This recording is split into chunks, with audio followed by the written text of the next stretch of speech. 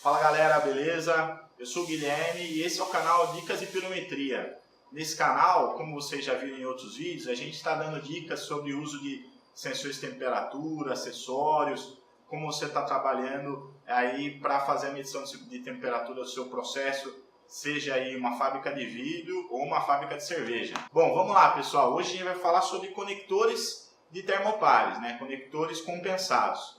Afinal, o que é um conector compensado e por que você, quando você vai fazer a montagem de um sensor de temperatura no seu processo, você precisa estar utilizando um conector próprio, um conector de termopar?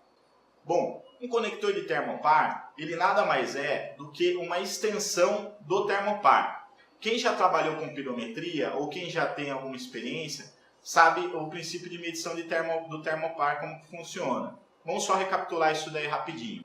Senhoras e senhores, eis um termopar. O que é um termopar? Você tem dentro dessa bainha aqui, né, dentro desse tubinho, dois fios unidos numa ponta e dois fios separados em outra. Ou seja, quando você aquece a ponta do seu sensor de temperatura, você aqui, através do fenômeno do físico Seebeck, você consegue medir uma diferença de potencial elétrico, ou seja, uma energiazinha elétrica bem baixa.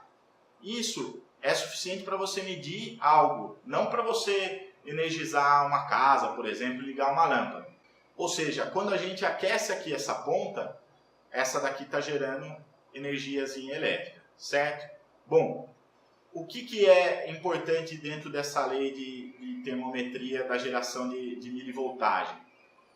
Você tem duas ligas distintas, né? Dois fios de metais distintos, ou seja, você tem um fio de uma determinada composição química e o outro de outra diferentes, e através dessa diferença ocorre uma migração dos átomos, né, dos elétrons, perdão, dentro de um araminho para o outro. Isso daí gera a energiazinha elétrica que é convertida depois no instrumento para a medição de temperatura.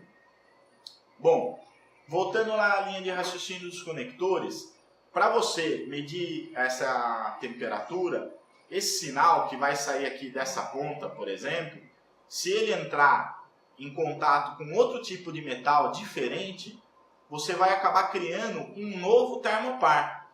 Ou seja, você vai ter uma junta de medição na ponta, que é onde esses fiozinhos se juntaram, e nessa outra quando você faz uma junção de outros fios diferentes. Porque o termopar é a junção de dois fios diferentes, ponto. Não necessariamente é um fio padronizado, por exemplo. Obviamente que para os instrumentos são utilizados fios com composição padronizada. Então, se eu junto aqui com outro fio diferente, eu vou fazer um outro sensor de temperatura aqui na ponta e vai gerar um erro na junção de referência, que é a junta fria aqui, né? Tecnicamente a gente chama de junta fria. A partir do momento que eu uso um conector com o mesmo material do termopar, eu consigo eliminar essa criação de um novo termopar, de um novo sensor de temperatura. É como se a gente fosse só uma extensão até a entrada do instrumento. Então você tem o sensor de temperatura com o fio termopar, por exemplo, K, J, tipo T, S, R, até a entrada do seu instrumento. Quando você conecta o conector junto ao termopar, você não tem essa mudança de metais, ou seja, você não gera erro. Então quer dizer que você, para cada tipo de termopar, você precisa de um tipo específico de conector. A gente trabalha com vários tipos, tipo K, tipo J, em vários tipos de normas. Em resumo, cada tipo de sensor de temperatura tem o seu conector. Então quer dizer que você, pelo fato de você ter, por exemplo, no seu estoque, ou ter perdido por aí, um conector de temperatura de termopar, não necessariamente ele pode ser que sirva para o termopar que você vai instalar. Se for, por exemplo, um conector tipo J e você for instalar num termopar tipo K, não vai dar certo. Você precisa do conector certo para o sensor certo, ok? Bom, então isso explica o porquê a gente precisa utilizar conectores de termometria corretos, né? Que eles são chamados os conectores compensados, ok?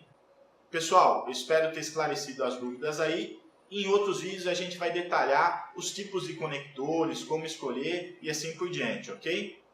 Valeu, pessoal, até a próxima. Fiquem com Deus.